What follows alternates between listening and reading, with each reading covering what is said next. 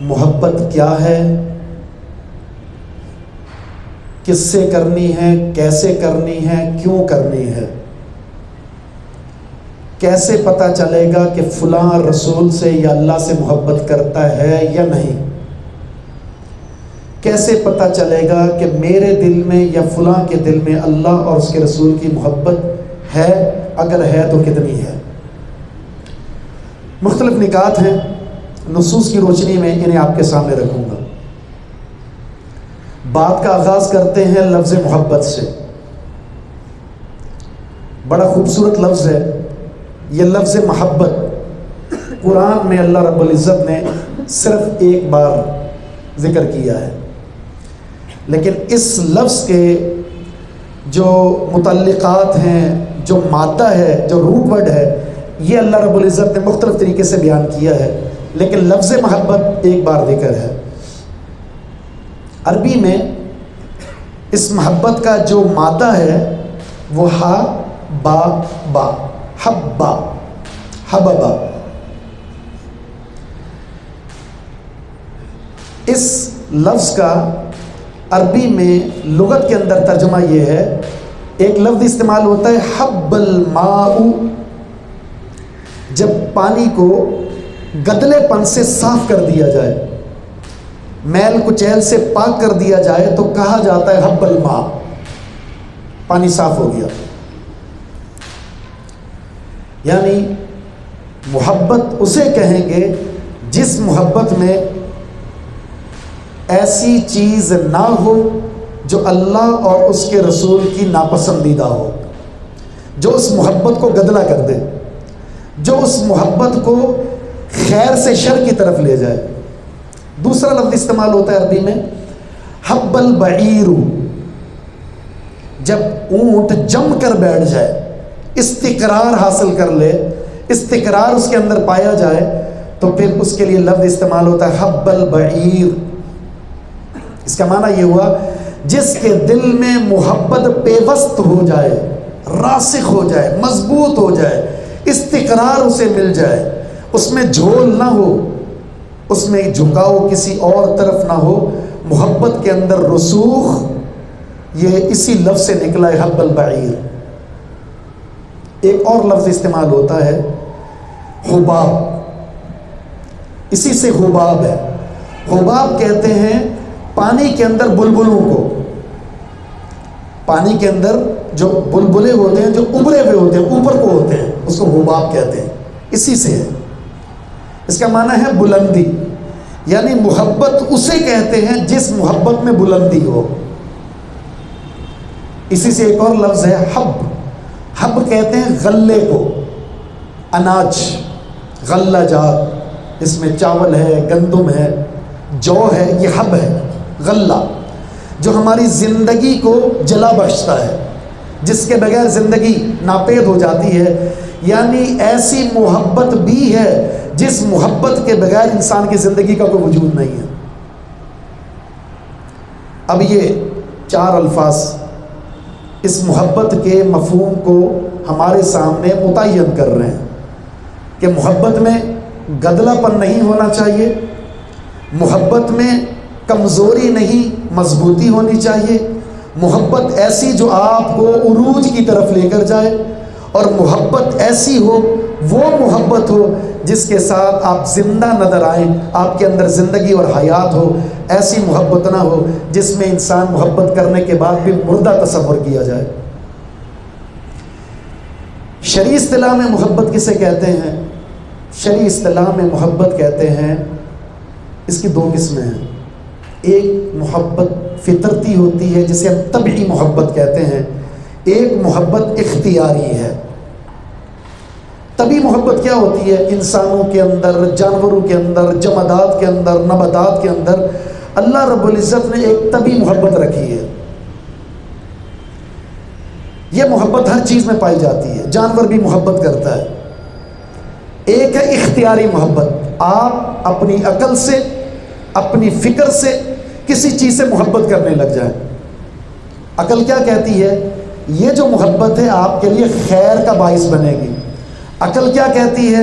یہ چیز، اگر وہ عقل فطرت پر قائم ہے، اس چیز سے محبت کریں گے تو آپ کو نقصان ہوگا۔ کبھی انسان کی رہنمائی ہوتی ہے کہ یہ محبت باعث خیر ہے اور یہ محبت باعث شر ہے، تو یہ رہنمائی اور یہ عقل انسان کی محبت کی جہت کا تعین کرتی ہے۔ اب انسان کی محبت کس سے ہونی چاہیے؟ یہ جو محبت ہمارے سامنے اس مفہوم کے ساتھ آئی ہے، یہ محبت اگر کوئی مسلمان ہے تو اس کے لیے اس محبت کا مفہوم یہ ہے کہ اس محبت کی ابتدا اور اس محبت کی انتہا اللہ کی ذات کے ساتھ جڑ جائے۔ کیوں؟ اس لیے وہ ہمارا منعم حقیقی ہے۔ جتنی بھی نعمتیں ہیں نا ہمارے پاس، چھوٹی یا بڑی، اس کا مالک اور خالق کون ہے؟ اللہ رب العزت۔ الحمدللہ رب العالمین۔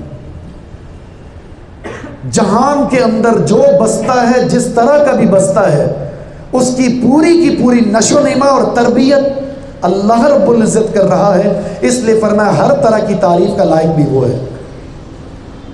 وہ ہمارا خالق ہے، وہ ہمارا مالک ہے، وہ رازق ہے، وہ منعم حقیقی ہے، وہ محسن حقیقی ہے۔ لہذا سب سے زیادہ محبت اللہ کی ذات کے ساتھ۔ قرآن میں اللہ نے کیا فرمایا؟ والذین آمنوا اشد حبا للہ۔ جو ایمان لے آتے ہیں وہ اللہ کے ساتھ سب سے زیادہ شدید محبت کرتے ہیں۔ اور وہ محبت کیسے ظاہر ہوگی؟ وما خلقت الجن والانس الا لیعبدون۔ اللہ فرماتا ہے جن اور انس کو ہم نے مکلف کر دیا ہے اپنی بندگی کے لیے۔ اس کی زندگی کا مقصد حیات ہماری بندگی ہے۔ تو اگر اس بندگی پر وہ قائم ہے، دائم ہے، مصر ہے، مستقیم ہے، دائم ہے، تو سمجھ لیں وہ اللہ سے محبت کرتا ہے۔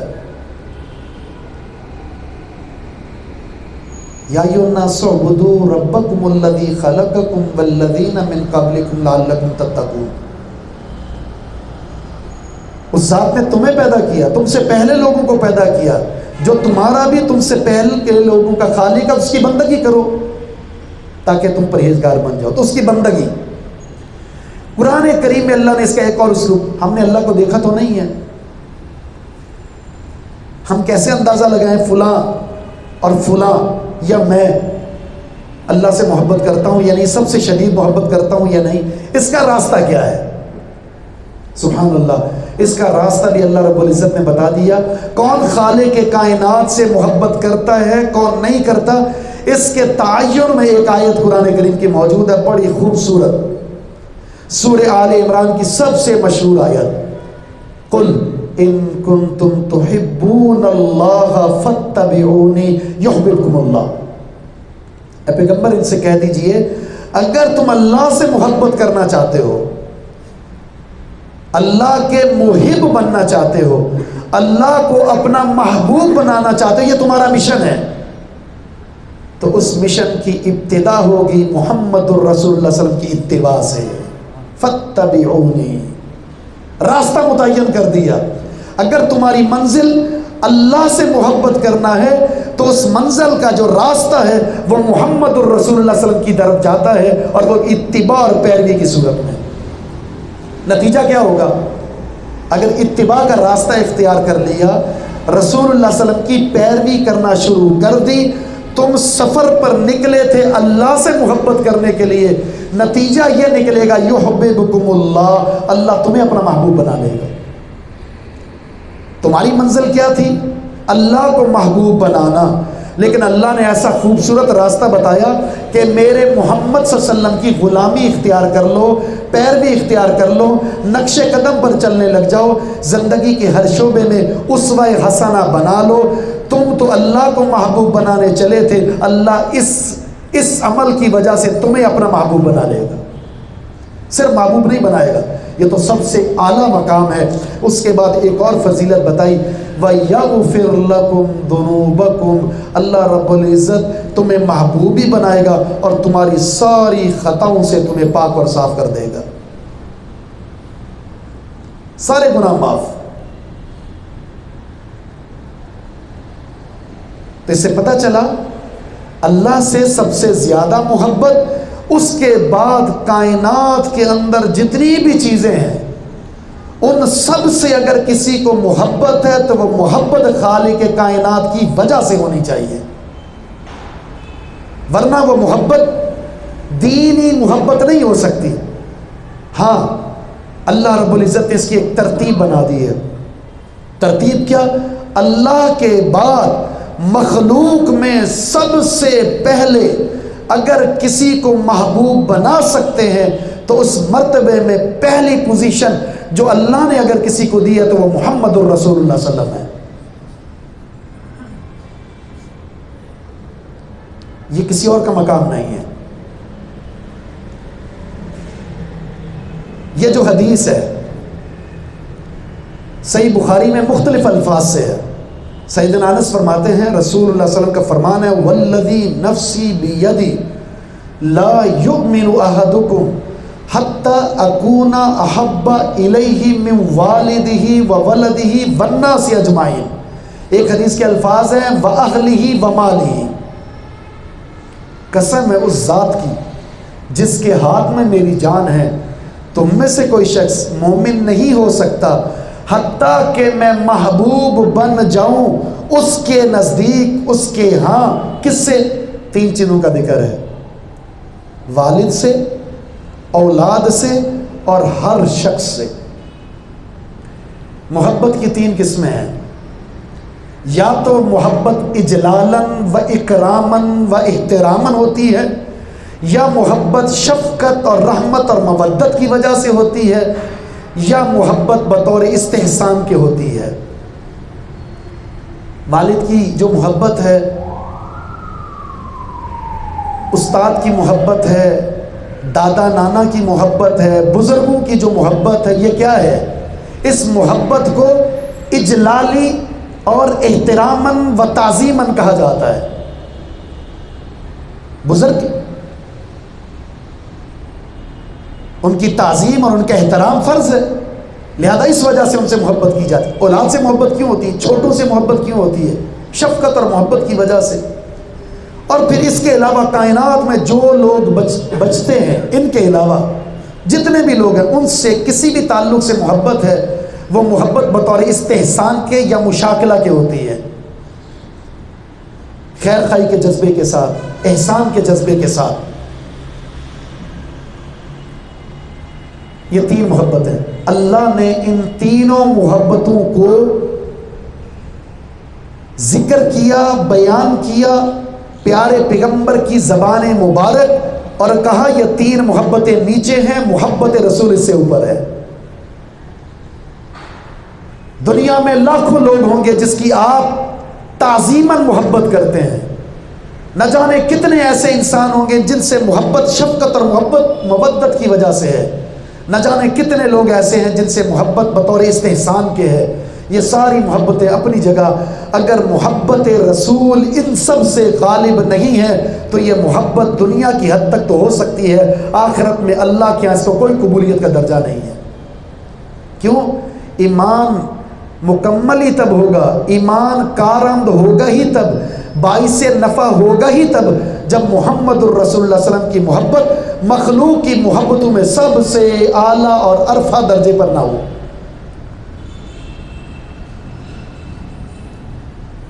اقدم، مقدم، اول اللہ کے رسول کی محبت ہے۔ بلکہ ایک حدیث میں تو ایمان کی لذت، ایمان کی مٹھاس، ایمان کی شیرینی یہ کسے حاصل ہوتی ہے؟ ایک بندہ نماز پڑھتا ہے اس کو مزہ آتا ہے، قرآن پڑھتا ہے اس کو مزہ آتا ہے، اور ایک بندہ اسے مزہ نہیں آتا، وہ رسمی کارروائی کرتا ہے، تو ایمان کی لذت کسے حاصل ہوگی؟ اس ایمان کی لذت میں جو تین خصلتیں بندے کے اندر ہیں، اس کی پہلی خصلت یہ ہے ان یکون اللہ ورسولہ احب الیہ مما سواہما، اللہ اور اس کے رسول کی محبت کائنات کی ساری محبتوں سے سب سے اعلیٰ اور عرفہ نہ ہو جائے۔ جب تک اسے سب سے مقدم نہیں کریں گے تو محبت آپ کے ایمان کو جلا نہیں بخش سکتی۔ جب ہم یہ جان گئے کہ اللہ اس کے رسول کی محبت ایمان کا جزو لازم ہے، اللہ کی محبت سب سے اعلیٰ ہے، بقیہ کائنات میں سب سے زیادہ محبت الرسول اللہ صلی اللہ علیہ وسلم سے ہے، اور محمد الرسول اللہ صلی اللہ علیہ وسلم سے محبت اس لیے ہے کہ وہ اللہ کے محبوب ہیں۔ اب ذرا محبت کرنی کیسے ہے؟ اگر کہا جائے محبت کیسے کرنی ہے تو اس سوال کا جواب قرآن کریم کی اس آیت میں ہے، کیونکہ محبت ایمان کا حصہ ہے۔ اللہ کا فرمان فَإِنْ آمَنُوا بِمِثْلِ مَا آمَنْتُمْ بِهِ فَقَدِ اهْتَدَوْا، اگر تمہارا ایمان ویسا ہو جائے جیسے صحابہ کا ہے تو ہدایت مل گئی تمہیں۔ تو محبت بھی تو ایمان ہے، تو اب یہ دیکھنا ہے کہ ایمان کا یہ حصہ صحابہ نے کیسے اختیار کیا۔ رسول اللہ صلی اللہ علیہ وسلم کی دو حیثیتیں ہیں، ایک حیثیت ہے ذات رسول اور دوسری حیثیت ہے محمد الرسول اللہ، بے اعتبار ذات اور بے اعتبار رسالت، جس کو ہم یوں کہہ سکتے ہیں ایک محبت ہوتی ہے ذات رسول سے، دوسری محبت ہوتی ہے بات رسول سے۔ یہ دونوں چیزوں سے محبت ہوگی تو محبت مکمل، پھر یہ ایمان کا حصہ ہوا، ایمان کی تکمیل ہوئی، اور یہی آپ کے لیے باعث نفع ہوگی۔ یہ دو چیزیں لازم ملزوم ہیں۔ صحابہ نے ان دونوں چیزوں کو کیسے اختیار کیا؟ آپ کی ذات سے کیا اپنائیت تھی؟ سیدنا علی رضی اللہ تعالیٰ عنہ سے ایک سوال ہوا، کیف کان حبکم لرسول اللہ، آپ لوگوں کی رسول اللہ صلی اللہ علیہ وسلم سے محبت کیسے ہوتی تھی؟ فرمایا کان احب الینا من آبائنا و ابنائنا و اولادنا و امہاتنا و من الماء البارد فی الحر الشدید۔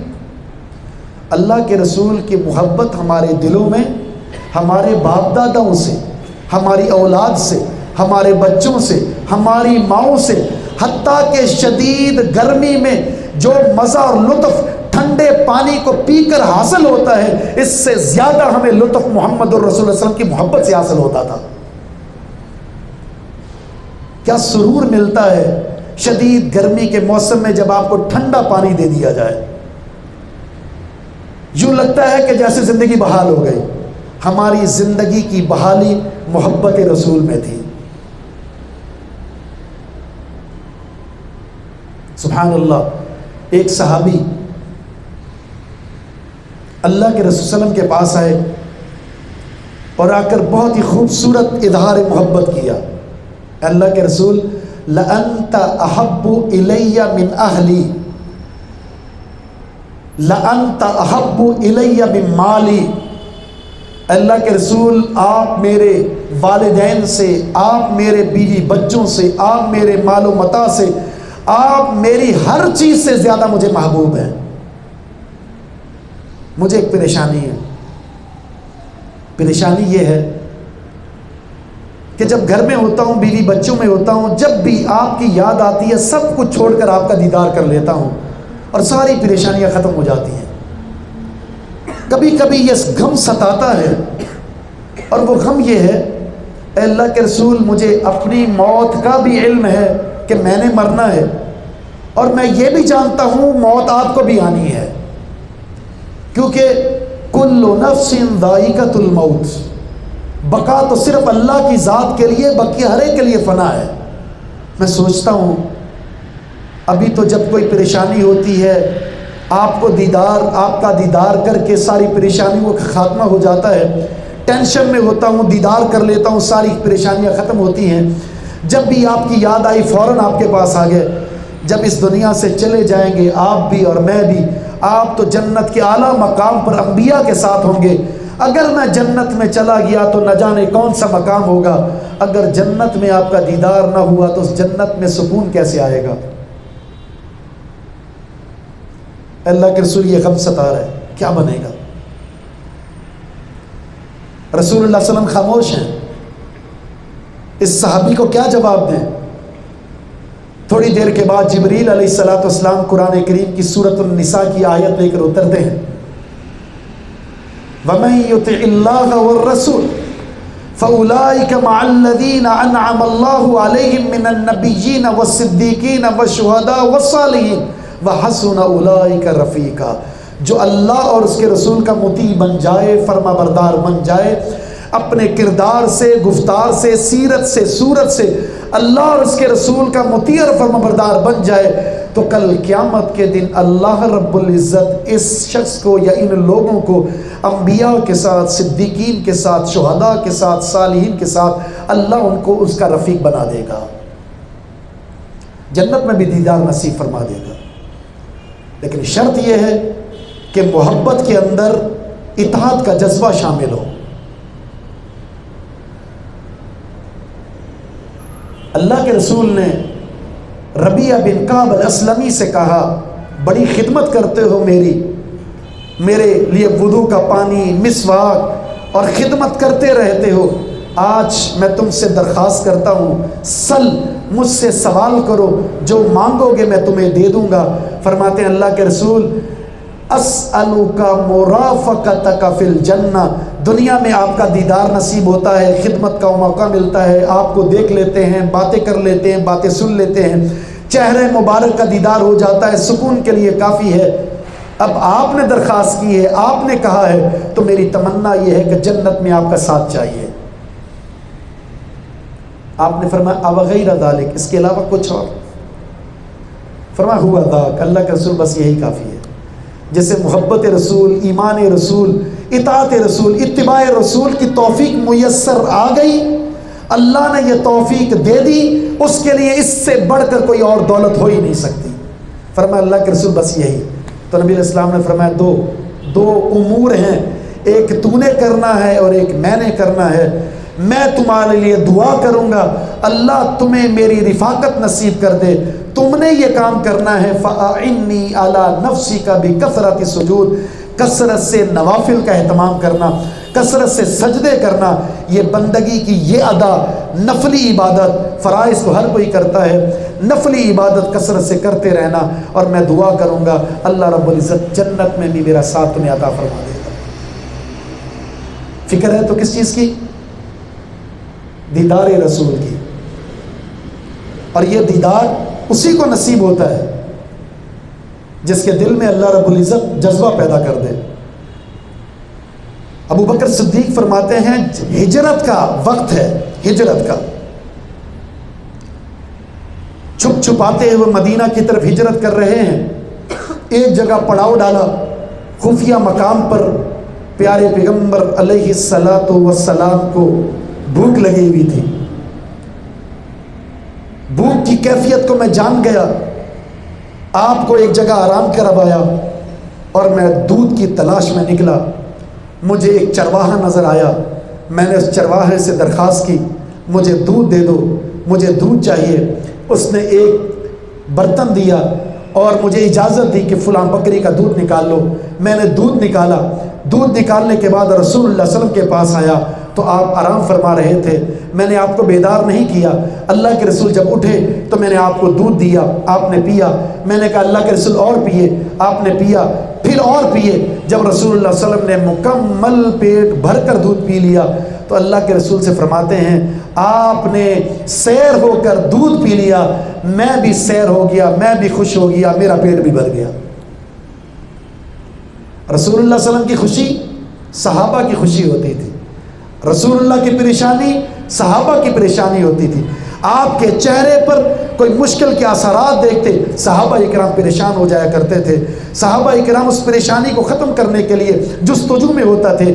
اس جنگ کے اندر، اس سفر کے اندر ایک اور واقعہ رونما ہوا، اللہ کے رسول کو تلاش کرنے کے لیے مشرکین مکہ پیچھے ہیں، سراقہ بن مالک کا گھوڑا رسول اللہ صلی اللہ علیہ وسلم کے پیچھے پہنچ گیا۔ ابو بکر صدیق پیچھے مڑ کر دیکھتے ہیں، اے اللہ کے رسول آپ پر حملہ ہونے والا ہے، نقصان پہنچے گا۔ آپ نے فرمایا کچھ نہیں ہوگا، ابو بکر گھبرانے کی ضرورت نہیں ہے۔ جب قریب آیا 3 نیزے کا فاصلہ رہ گیا، ابو بکر صدیق کی آنکھوں سے آنسو جاری ہو گئے، اے اللہ کے رسول آپ کا دشمن آپ کے قریب پہنچ چکا ہے۔ آپ نے فرمایا ابو بکر روتے کیوں ہو؟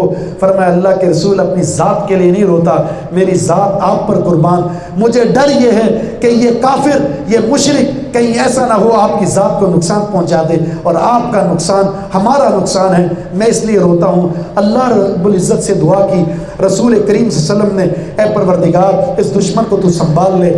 اللہ رب العزت نے اس گھوڑے کو اس کے جسم کے آدھے حصے کو زمین کے اندر دھنسا دیا۔ کیوں روئے ابو بکر؟ اللہ کے رسول سے محبت ایسی تھی کہ آپ کو تکلیف نہ پہنچ جائے۔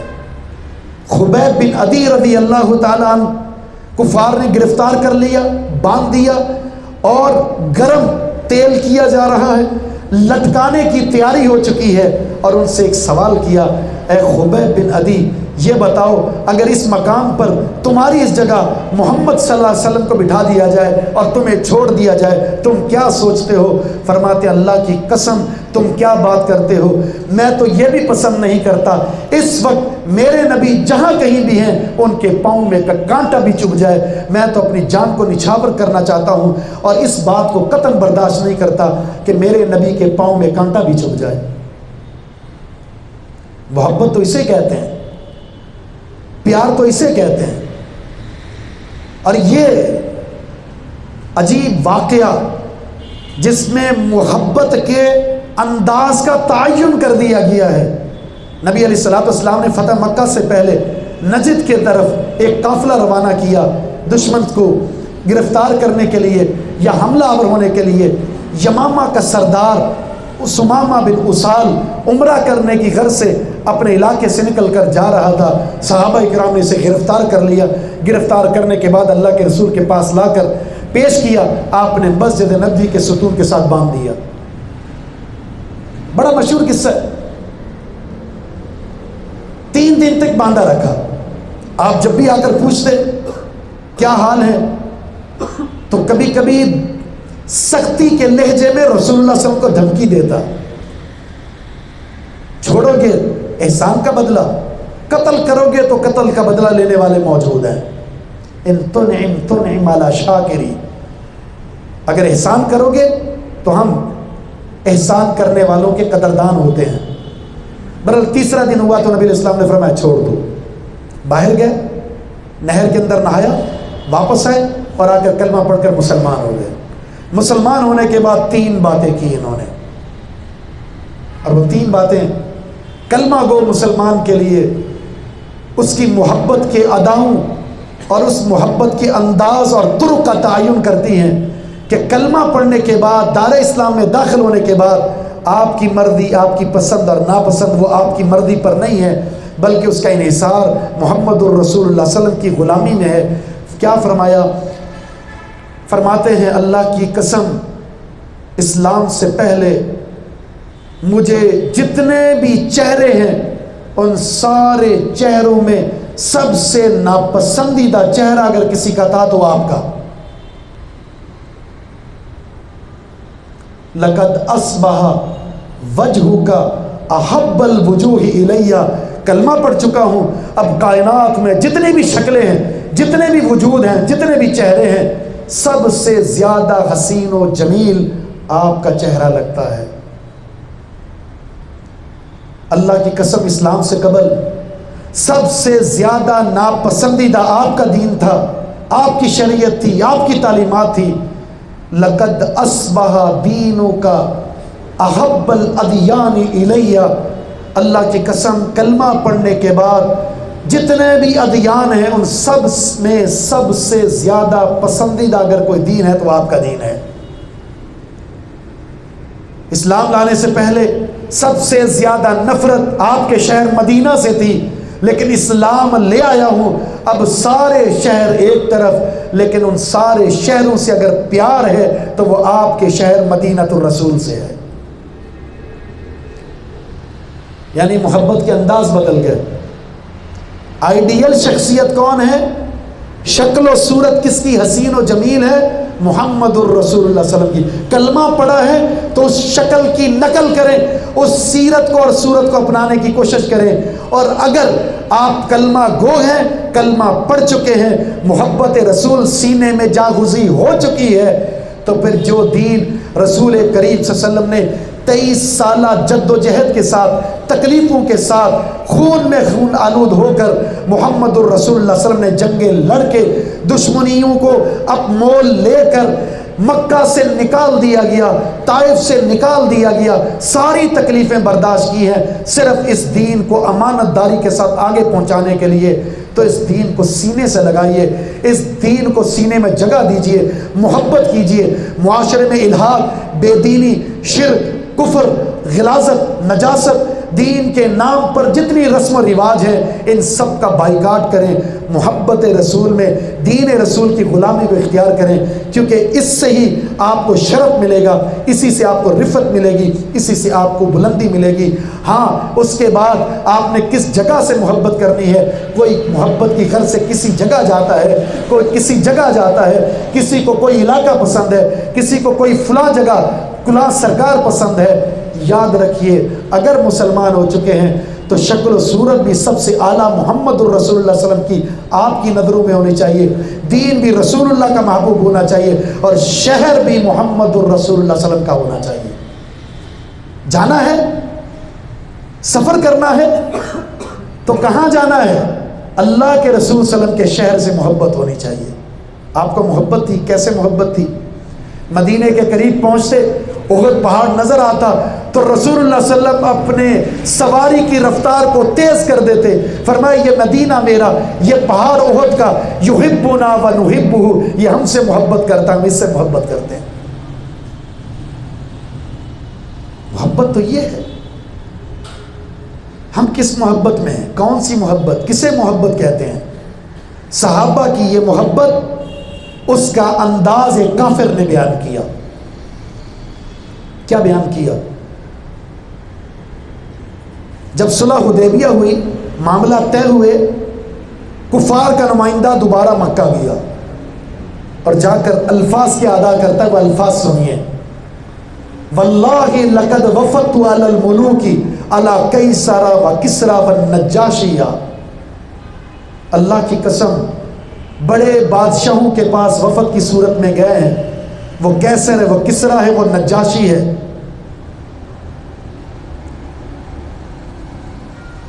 واللہ ما رأیت ملکا یعظم اصحابہ ما یعظم اصحاب محمد محمدا. اللہ کی قسم, بڑے بادشاہ دیکھے ہیں, لیکن جو محبت, جو تعظیم, جو احترام, جو توقیر اصحاب محمد کو محمد صلی اللہ علیہ وسلم کی کرتے ہوئے دیکھا میں نے کائنات کے اندر کسی کو نہیں دیکھا. واللہ ان تنخا من خامہ, وہ محمد صلی اللہ علیہ وسلم اپنے منہ مبارک سے لگام کو, لگام جو بلغم جسے کہتے ہیں, یا لعاب کو پھینکتے اپنے زبان مبارک سے, آپ کی زبان مبارک سے وہ بلغم یا وہ آپ کا لعاب باہر جاتا تو صحابہ اکرام اپنے ہتھیلیوں میں اسے لے لیا کرتے تھے اور ہر شخص اسے اپنے جسم کے ساتھ ملنے کی کوشش کرتا. اللہ کے رسول صلی اللہ علیہ وسلم وضو فرماتے, وقادوا یقتتلون علی وضوئہ, اللہ کے رسول صلی اللہ علیہ وسلم کے جسم مبارک سے پانی لگ کر نیچے نہیں گرتا, وہ اپنے ہاتھوں میں لے کر اسے ملنے کی اپنے جسم پر کوشش کرتے. اگر کسی کو پانی نہیں ملا تو کسی کے تر ہاتھ کے ساتھ اپنا ہاتھ لگا کر اپنے جسم کے ساتھ لگاتے کہ یہ برکت میرے وجود میں شامل ہو جائے. اور اگر حکم ملتا, ادھر سے حکم ملتا, ابتدروا امرہ, اللہ کے رسول صلی اللہ علیہ وسلم کے حکم کی تکمیل کے لیے دوڑ پڑتے. کہا یہ ایسے لوگ ہیں جن کی محبت میں نے دیکھی, چپ کر کے میرا تو مشورہ یہ ہے کہ اسلام لے آؤ, مان لو, ورنہ ایسا قبیلہ, ایسا قافلہ, ایسی جماعت میں نے کہیں نہیں دیکھی. اسے کہتے ہیں محبت اللہ کے رسول کی ذات کے ساتھ. اب آخری بات, ٹائم کافی ہو چکا ہے, صرف آخری بات, اور وہ بات یہ ہے, جب آپ اللہ کے رسول سے بے حد محبت کرتے ہیں, لاجواب محبت کرتے ہیں, بے مثال کرتے ہیں, اور آپ اللہ کے رسول کی محبت میں مرنا چاہتے ہیں، مٹنا چاہتے ہیں، تو صرف ایک کام کر لیجئے، اور وہ کام ہے اللہ کے رسول کی بات کو بھی سینے سے لگا لیجئے۔ واللہ اگر آپ کی سیرت، آپ کی صورت اگر آپ کو پسند نہیں ہے، اللہ کے رسول کی سیرت اور صورت آپ کو پسند نہیں ہے، تو آپ محب رسول ہو ہی نہیں سکتے۔ کسی سے محبت تین وجوہات سے ہوتی ہے، تین وجوہات سے۔ اگر کوئی کسی سے محبت کرتا ہے تین وجوہات ہوتی ہیں: جمال، کمال، اخلاق، کہ یہ سب سے خوبصورت ہے، اس کے اندر خوبیاں یہ اتنی ہیں کہ اس سے محبت کی جائے، اس کا اخلاق ہی اتنا ہے کہ دل کرتا ہے اس سے محبت کرے۔ کوئی ایک وجہ کسی نہ کسی میں ہوتی ہے، لیکن کائنات کے اندر اگر کوئی ذات ہے، کوئی ہستی ہے، تو وہ ایک ہی ہے جسے محمد الرسول اللہ صلی اللہ علیہ وسلم کہتے ہیں، جو جمال میں بھی بے مثال، جو کمالات میں بھی بے مثال، جو حسن اخلاق میں بھی بے مثال ہے۔ پھر جب سب میں بے مثال کامل ترین انسان اور شخصیت ہیں، تو پھر ان کی اداؤں پر، ان کی گفتار پر، ان کی سیرت پر، ان کی صورت پر میں مر مٹنے کے لیے کیوں تیار نہیں ہوں؟ اگر میں جھوٹ بولتا ہوں، اگر میں خیانت کرتا ہوں، اگر سود خوری کرتا ہوں، بدکاری کرتا ہوں، نفرتیں کرتا ہوں، حقوق العباد کی میں دھجیاں بکھیرتا ہوں، بدعات کا ارتکاب کرتا ہوں، رسم و رواج میں پڑ چکا ہوں، تو کہاں ہے وہ محبت رسول، کہاں ہے وہ حب رسول؟ کیونکہ اللہ کے رسول سے محبت فاتبعونی، وہ اتباع کے طریق سے گزرتی ہے، اتباع کے۔ اللہ کے رسول وضو فرما رہے تھے، جب آپ نے وضو فرمایا تو صحابہ اکرام لپک پڑے اس وضو کے پانی کو اٹھانے کے لیے۔ آپ نے یہ جذبہ دیکھا، آپ نے ایک سوال کیا، ما حملکم علی ذالک، اس بات پر کس نے ابھارا ہے، کیوں کر رہے ہو ایسا؟ انہوں نے کہا حب اللہ و رسول، ہمیں اللہ سے بڑی محبت اور آپ سے بڑی محبت ہے، آپ کی محبت میں۔ آپ نے کیا فرمایا؟ من سر ان یحب اللہ و رسولہ او یحبہ اللہ و رسولہ فلیصدق حدیثہ اذا حدث ولیؤدی امانۃ اذا اؤتمن ولیحسن جوار من جاورہ۔ اگر کوئی یہ چاہتا ہے اللہ اس کے رسول سے محبت کرنا، اگر کوئی یہ چاہتا ہے اللہ اور اس کے رسول کو اپنا محبوب بنانا یا محبوب بننا، فَلْيَصْدُقْ حَدِيثَهُ إِذَا حَدَّثَ، یعنی میری بات پر عمل کرنا ہوگا۔ اور وہ بات کیا ہے؟ جب بھی بات کرے تو سچی بات کرے، دین کی بات ہے، دنیا داری کی بات، مفاد ہے، نقصان ہے، خیر ہے، شر ہے، جب بھی زبان کو کھولنا ہے تو سچائی کے ساتھ، یا ایھا الذین آمنوا اتقوا اللہ وکونوا مع الصادقین، اللہ سے ڈر جاؤ اور سچے لوگوں کے ساتھ شامل ہو جاؤ۔ غلامی رسول، محبت رسول کا دم بھرنے والے ہم ہیں، لیکن عملی زندگی کو دیکھ لیجئے، ہم میں سے الا ماشاءاللہ کوئی ایسا شخص ہوگا جس کی زندگی سچائی کے ساتھ گزرتی ہو۔ دھوکہ، جھوٹ، مفاد ہے تو سچ، مفاد نہیں ہے تو جھوٹ، کاروبار میں بیٹھے تو سود خوری، گھر کے اندر ہے دوسروں کو تکلیف، حقوق اللہ کی بات ہے، حقوق العباد کی بات ہے تو جنازہ نکالنے والے، میرے وجود سے کسی کو کوئی خیر کی امید نہیں ہے، معاشرے میں رہنے والے لوگ ہم سے تنگ ہیں۔ تو جب میرا کردار، میری وجود، میری سیرت، میری صورت اس کی ترجمانی نہیں کر رہی جسے اتباع اور اطاعت کہتے ہیں، تو یہ صرف نفاق، منافقت اور دھوکے کے علاوہ کچھ بھی نہیں ہے۔ عملی زندگی کی طرف قدم اٹھائیے۔ اللہ کے رسول کی ایک بات کو ترک کرنا، محبت رسول کا دم بھرنے والے اگر ہم میں سے کوئی ہے، ایک بات کو ترک کرنا کتنا باعث وبال ہے۔ اللہ کے رسول نے ایک شخص کو کھانا کھاتے ہوئے دیکھا، الٹے ہاتھ میں اس کا کھانا موجود ہے، الٹے ہاتھ سے وہ کھانا کھا رہے ہیں، اور ہماری عادت اور اسٹائل بن چکا ہے۔ اللہ کے رسول نے فرمایا کل بیمینک، دائیں ہاتھ سے کھانا کھاؤ۔ اس نے کہا لا استطیع، میرے اندر طاقت نہیں ہے، میں بائیں سے کھاؤں گا۔ حدیث میں آتا ہے ما مانع الا الکبر، اس انسان کو حدیث پر عمل کرنے میں کبر نے روک دیا، انا کا مسئلہ بن گیا۔ اللہ کے رسول نے صرف ایک جملہ کہا، لستطعت، اللہ تجھے طاقت بھی نہ دے۔ صحابہ فرماتے ہیں اس جملے کے بعد جب تک وہ زندہ رہا اس کے دائیں ہاتھ کو اللہ نے شل نہیں کر دیا، وہ دوبارہ اٹھ نہیں سکا۔ جس ہاتھ کے اندر یہ جرت ہو حدیث رسول کی، سنت رسول کی، قول رسول کی، فرمان رسول کی، اسوہ رسول کی، سیرت رسول کی، صورت رسول کی مخالفت، اللہ رب العزت اس انسان کے وجود سے اتباع اور اطاعت کو چھین لیتا ہے۔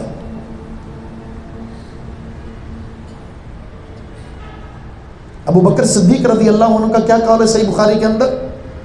لست تارکا شیئا کان رسول اللہ صلی اللہ علیہ وسلم یعمل به الا عملت ان یخشى ان ترکت شیئا من امری ان ازیغ۔ میں اللہ کے رسول کے کسی ایک کام کو بھی نہیں چھوڑ سکتا، ایک حکم کو بھی نہیں چھوڑ سکتا جسے اللہ کے رسول نے اختیار کیا ہو۔ مجھے ڈر ہے اگر میں نے کسی ایک سنت کو بھی چھوڑ دیا، ایک کام کو بھی چھوڑ دیا، انی اخشا ان ترکت من امرہ شیئا، میں ہلاک ہو جاؤں گا، میں گمراہ ہو جاؤں گا۔ کون کہہ رہے ہیں؟ ابو بکر صدیق۔ اس لیے اللہ کے رسول صلی اللہ علیہ وسلم کی تدفین کے بعد آپ نے ایک لشکر روانہ کیا تھا، اسامہ، لشکر اسامہ، لیکن وہ مدینہ سے باہر گیا، اللہ کے رسول کی بیماری کی خبر ملی، وہیں رک گیا، انتظار کیا۔ جب پتہ چلا رسول کریم صلی اللہ علیہ وسلم اس دنیا سے رخصت ہو چکے ہیں، رفیق اعلیٰ سے جا ملے ہیں، تو وہ واپس آ گیا۔ اور خلافت ابو بکر کے بعد جب ابو بکر صدیق کو خلیفہ مقرر کر لیا گیا تو آپ نے حکم جاری کر دیا لشکر اسامہ جسے رسول اللہ صلی اللہ علیہ وسلم نے بھیجا تھا مشن پر، وہ روانہ ہو جائے۔ صحابہ کرام نے کہا حالات سازگار نہیں ہیں، دشمنیاں بہت ہیں، مخالفتیں بہت ہیں، پریشان کن حالات ہیں، ابھی رک جائیں، ابھی انتظار کریں۔ ابو بکر صدیق نے کیا کہا؟ اللہ کی قسم اگر پرندے میرے گوشت کو نوچ لیں، اللہ کی قسم جنگل کے درندے میرے جسم کو کاٹ لیں، میں یہ تو برداشت کر سکتا ہوں، لیکن امر رسول میں تاخیر برداشت نہیں کر سکتا، آپ کے آرڈر کی مخالفت نہیں کر سکتا۔ ابھی سمامہ کا میں نے قصہ سنایا، جب اسلام لے آئے اس کے بعد کیا کہا اللہ کے رسول؟ عمرہ کرنے جا رہا تھا، اب آپ جو بتائیں گے وہی کروں گا، میں عمرہ کروں یا نہ کروں۔ فبشرہ، اللہ کے رسول نے اس اسلام کی بشارت دی اور فرمایا جاؤ عمرہ کرو۔ عمرہ کیا، کرنے کے بعد اہل مکہ سے کہا اللہ کی قسم یمامہ سے گندم آتی تھی تمہارے پاس، اب میں مسلمان ہو چکا ہوں، اب ایک گندم کا دانہ اللہ کے رسول کے دشمنوں کو میں نہیں دوں گا۔ جو میرے نبی کا دشمن، اس سے میں تجارت کیسے کر سکتا ہوں؟ بائیکاٹ۔ اور انہوں نے ساتھ میں یہ کہنا شروع کر دیا یہ تو صابی ہو گیا، صابی، محب اور مطیع رسول کو تانے دیے جاتے ہیں، صابی ہو گیا۔ انہوں نے کہا اللہ کی قسم ما سبوت، میں صابی نہیں ہوا، ولکنی اسلمت، میں تو محمد الرسول اللہ صلی اللہ علیہ وسلم پر اسلام لا کر آپ کا غلام بنا ہوں۔ صابی کیا ہوتا ہے؟ اتباع اسے کہتے ہیں۔ آخری جملہ، اتباع بڑا وسیع موضوع ہے، لیکن میں آخری بات کر کے اپنی بات کو ختم کرتا ہوں، اور وہ جملہ یہ ہے، اتباع کہتے ہیں یہ 3 حدیثیں، حدیثوں کی تعداد اگر ایک تکرار کو نکال دیں تقریباً کوئی 8 سے 10 ہزار بنتی ہیں۔ ان ساری احادیث کا خلاصہ صرف 3 حدیثیں ہیں، صرف 3 حدیثیں۔ امام ابو داؤد فرماتے ہیں کہ میں نے ساری احادیث کا جائزہ لینے کے بعد سمجھا کہ اسلام کا خلاصہ 3 حدیثوں میں ہے۔ بس یہ 3 حدیثیں سامنے رکھیں، اپنی زندگی کو اس کے مطابق بنائیں۔ آپ محب رسول ہیں، ذات رسول اور بات رسول سے محبت کرنے والے۔ پہلی حدیث انما الاعمال بالنیات، دوسری حدیث ان الحلال بین والحرام بین، تیسری حدیث من عمل عملا لیس علیہ امرنا فہو رد، جس کا مفہوم یہ ہے کام 2 طرح کے ہوتے ہیں، جائز اور ناجائز۔ جو آپ نے عمل کرنا ہے وہ شریعت میں 2 ہیں، 2 چیزیں ہیں، ما آتاکم الرسول فخذوہ وما نہاکم عنہ فانتہوا۔ جو کہا ہے کرو، جس سے منع کر دیا اسے رک جاؤ. یعنی جو کچھ کرنا چاہتے ہیں اس کا ثابت ہونا ضروری ہے. کوئی کام کرنا چاہتے ہیں نا عبادت کا، عبادت کا معاملہ توقیفی ہے، قیاس اور رائے سے نہیں ہوتی عبادت. جسے آپ نیکی سمجھ رہے ہیں اس کا اثبات ضروری ہے، یعنی وہ ثابت ہونا ضروری ہے. جب عمل ثابت ہو گیا، مثلا ظہر کی نماز ثابت ہے، ثابت ہو گئی، اب ہم نے دیکھنی ہے دو چیزیں. یہ دو حدیثیں ہیں. ایک ہے عمل کا باطن، اپنے دل کے اندر اس عمل کے تعلق سے کیا رکھنا ہے، وہ ہے اخلاص. انما الاعمال بالنیات، دل کے اندر اخلاص ہونا چاہیے، ریاکاری نہیں، کسی کے ڈر سے، کسی کی محبت کی وجہ سے، کسی کے کہنے کی وجہ سے جوش آئے عبادت کرنے لگ جائے، نہیں، صرف اللہ کی محبت اور اس کی رضا کے لیے عبادت کرنی ہے. اخلاص باطن میں اخلاص، اور ظاہر میں من عمل عملا لیس علیہ امرنا فہو رد، جس نے کوئی ایسا کام کیا جس کے کرنے کا ہم نے حکم نہیں دیا، وہ عمل بھی مردود، وہ انسان بھی مردود، اس کا رد کرنا بھی ضروری ہے. یعنی ظاہر میں وہ عمل اللہ کے رسول کی اتباع پر مشتمل ہو. بس زندگی کا خلاصہ یہ ہے، مومن کی عبادت کا خلاصہ یہ ہے. جو نیکی کرنی ہے اس کا اثبات حدیث سے ہو، جب وہ کر رہے ہوں تو دو چیزیں، نیت کے اندر اخلاص، اور ظاہر میں اللہ کے رسول کی فرما برداری اور اتباع. اس عمل کے تعلق سے اگر کوئی کیفیت بیان کی گئی ہے وہ کیفیت ہونی چاہیے، اگر اس کی کوئی تعداد بیان کی گئی ہے تعداد پوری کریں، مقدار بیان ہے تو مقدار پوری کریں، کوئی زمانہ ذکر کیا اس عبادت کا وہ زمانہ پورا کریں، اور اگر کوئی جگہ ذکر کی گئی ہے تو اس جگہ پر کریں. ان ساری کیفیات کے ساتھ اگر وہ عمل ہوگا تو قبول ہے. کسی ایک چیز کو بھی چھوڑ دیا تو حدیث کی مخالفت ہے، اور حدیث کی ادنا سی مخالفت کی وجہ سے اللہ کے عمل مردود ہو جاتا ہے. بس یہ زندگی ہے، اس زندگی کے اندر اگر ہم شامل ہو گئے تو یہ سچی محبت جو ہمیں دل و جان سے اللہ کے رسول صلی اللہ علیہ وسلم سے ہے، جس کے بغیر ہمارا ایمان مکمل نہیں، اس محبت کی تکمیل آپ کی اتباع اور پیروی سے ہے. یہی کامیابی ہے. اللہ سے دعا ہے کہ رب العالمین ہمیں سچی غلامی اختیار کرنے کی توفیق عطا فرما دے. اپنی زندگی میں اللہ کے رسول کی سیرت اور صورت کو اپنے لیے عملی نمونہ بنانے کی اللہ ہمیں توفیق عطا فرما دے. بندگی کا جو انداز آپ نے اختیار کیا اور بتایا اس انداز میں اپنے آپ کو ڈالنے کی اللہ ہمیں توفیق عطا فرما دے. وما توفیق الا باللہ، وآخر دعوانا ان الحمد للہ رب العالمین.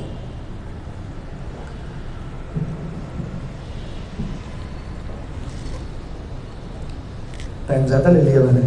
عام آدمی کے لیے حق پر چلنا، حق کو سمجھنا، اسے اختیار کرنا بڑا مشکل ہے، کیونکہ ہر شخص یہ کہتا ہے، ہر جماعت یہ کہتی ہے کہ میں حق اور سچ پر ہوں. قرآن میں خود موجود ہے کل حزب بما لدیہم فرحون، ہر جماعت جو اس کے پاس ہے اس پر خوش ہے کہ ہم صحیح ہیں. یہ کون لوگ ہیں جس کے بارے میں سورہ غاشیہ میں اللہ نے فرمایا ہے هل اتاک حدیث الغاشیہ وجوہ یومئذ خاشیہ عاملۃ ناصبہ. عمل کر کر کے تھک چکے ہوں گے، پیشانیاں جھک چکی ہوں گی، لیکن اللہ بڑھتے ہوئے آگے میں ڈال دے گا. سورہ کہف میں آپ نے پڑھا الذین ضل سعیہم فی الحیاۃ الدنیا وہم یحسبون انہم یحسنون صنعا. عمل کر کر کے تھک چکے ہوں گے، لیکن اللہ تعالیٰ ان کی نیکیوں کو، ان کے اعمال کو برباد کر دے گا. وہ تو سمجھ رہے تھے کہ ہم حق پر ہیں، لیکن وہ حق پر نہیں تھے. ظاہر ہے کہ ایسے لوگ ہوں گے نا، تبھی تو اللہ نے فرمایا عمل کر رہے تھے لیکن جہنم میں چلے گئے. فویل للمصلین، نماز پڑھ رہے ہیں لیکن جہنم ہے ان کے لیے. تو کون لوگ ہیں؟ اگر سارے ہی ٹھیک ہیں تو پھر کس کا ذکر ہے ان آیات میں؟ پھر کون ہے وہ شخص؟ اس کا معنی یہ ہے ہر شخص کا دعویٰ برحق اپنی جگہ پر کہ ہم سچ، وہ دعویٰ کرنے کا اس کو حق حاصل ہے. لیکن ہم نے یہ دیکھنا ہے کہ اللہ کے رسول کے دور میں دین مکمل ہو گیا تھا. آپ کہیں گے ہو گیا تھا. اس وقت کیا چیز تھی؟ صرف دو چیزیں، قرآن اور حدیث. بعض آپ کو منکرین حدیث اس طرف بھی لے کر آئیں گے کہ حدیث بعد میں لکھی گئی، اضافہ کر دیا گیا، تمہاری حدیث اور ہماری حدیث اور. یہ صرف دین سے دور کرنے کے لیے ہے. بات بھی جھوٹ ہے کہ حدیث بعد میں لکھی گئی. اللہ کے رسول کے دور میں حدیث کی کتابت موجود تھی، صحابہ کے مصحف موجود ہیں. دو چیزیں تھیں. اس کے بعد پھر کیا شروع ہوا؟ آہستہ آہستہ دین کے اندر فتنے شروع ہوئے، بدعات کے بہت سارے فرقے بنے. فرقے کون سے بنے؟ جہمیہ، معتزلہ، اصحاب الرائے، وہاں سے ایک راستہ نکلا، اور وہ راستہ تھا حدیث کے مقابلے میں رائے کو اہمیت دینا۔ یہ جو 4 مسلک ہیں، فقہ حنفی، فقہ حنبلی، شافعی، مالکی، 4 معزز ائمہ رحمہم اللہ رحمتاً واسعہ، یہ ہمارے محترم ہیں، یہ ہمارے ائمہ ہیں، اس کی گستاخی کرنے والا مسلمان نہیں ہو سکتا۔ انہوں نے دین کی خدمت کی ہے، لیکن یاد رکھیے یہ دین کے خادم تھے، یہ دین کے خادم تھے اور انسان تھے۔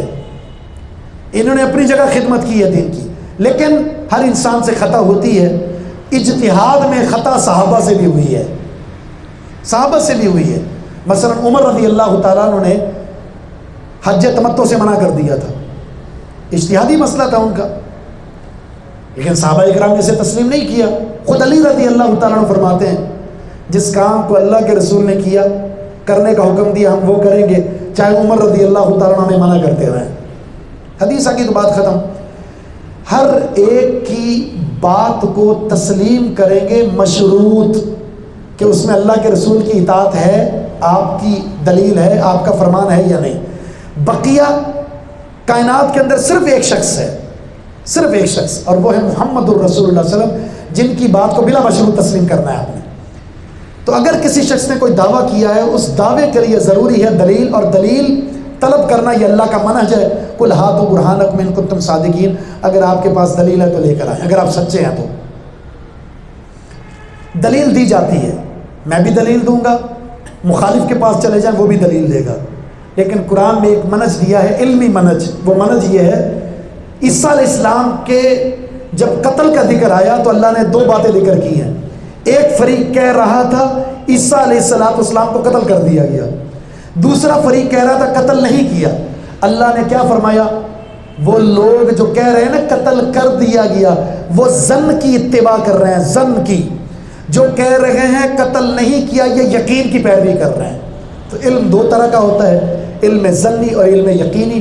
جو کہتے ہیں ہمارا مسلک ٹھیک، یہ موقف ٹھیک، یاد رکھیے میں یہ حقیقت کہہ رہا ہوں، ان کے پاس ضعیف اور موضوع یا من گھڑت روایات ہوتی ہیں، یا اجتہاد اور قیاس ہوتا ہے، جبکہ دین صرف 2 چیزوں کا نام ہے، اور وہ قرآن اور حدیث ہے۔ صحیح حدیث، صحیح منہج ہے۔ اگر آپ بخاری مسلم کو اٹھا کر دیکھ لیں، اور اگر قرآن کا لفظی ترجمہ تفسیر کے بعد آپ کو پتہ چل جائے گا حق کیا ہے۔ صرف بخاری مسلم کو اٹھا لیں جس میں کوئی ضعیف حدیث نہیں ہے، اور دوسری چیز آپ اٹھا لیں قرآن کریم کا لفظی ترجمہ، آپ کا منہج جو آپ کا دین ہے، جو آپ کی اطاعت اور اتباع ہے، وہ کھل کر آپ کے سامنے آ جائے گی، اور ان فرق کا بطلان بھی آپ کے سامنے آ جائے گا۔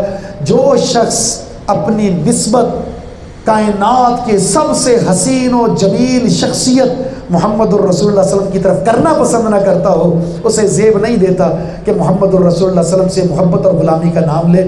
اگر میں اپنی نسبت اس کی طرف کرنے کی جرت نہیں کر رہا کہ میں اپنے آپ کو محمدی کہوں، یا حدیث کو ماننے والا کہوں، قرآن کو ماننے والا کہوں، میں ایک حد تک جا کر رک جاتا ہوں، تو مجھے زیب نہیں دیتا کہ یہ بات کہوں کہ سارے ٹھیک ہیں یا ہر کوئی ٹھیک ہے۔ آپ کی ذمہ داری ہے حق کو تلاش کریں۔ حق کو تلاش کرنے کا ایک آسان سا راستہ دے دیا میں نے کہ بخاری مسلم میں سب کا اتفاق ہے، کوئی حدیث ضعیف نہیں ہے۔ اپنی نماز، اپنا روزہ، اپنی زکوٰۃ، اپنے سارے مسائل وہاں چیک کر لیں، اکثر مسائل موجود ہیں بالاتفاق۔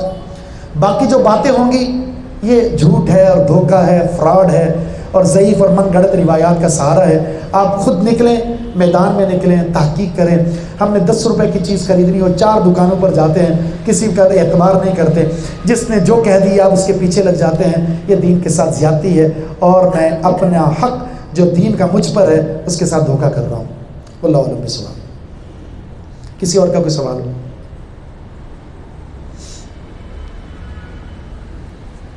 ٹائم ہی اتنا ہوگا، کون سوال کرے گا؟ ایک جو یہ لوگ کہتے ہیں کہ آپ کو کیا تکلیف ہے بھائی، اپنا مسلک چھوڑو نہیں، دوسرے کا چھیڑو نہیں، اس کے لیے کیا؟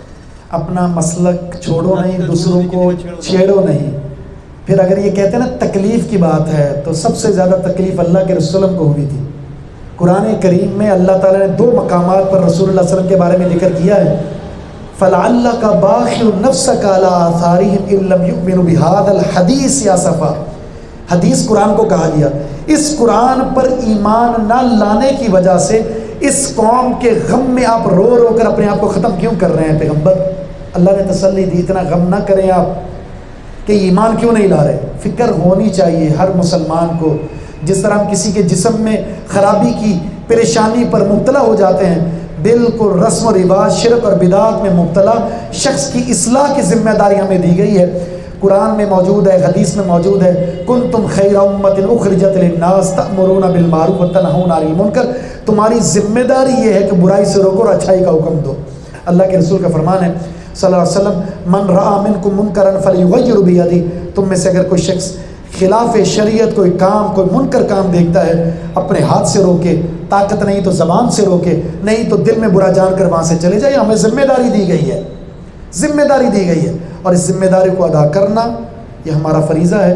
اسی وجہ سے قربانی اللہ کے رسول نے دی، اسی وجہ سے قربانی صحابہ نے دی، اسی وجہ سے قربانی محدثین اور ائمہ نے دی ہے. اور یہ قربانی اس امت مسلمہ کے حق والے شخص کا فریضہ ہے کہ وہ یہ حق قربانی دیتا رہے.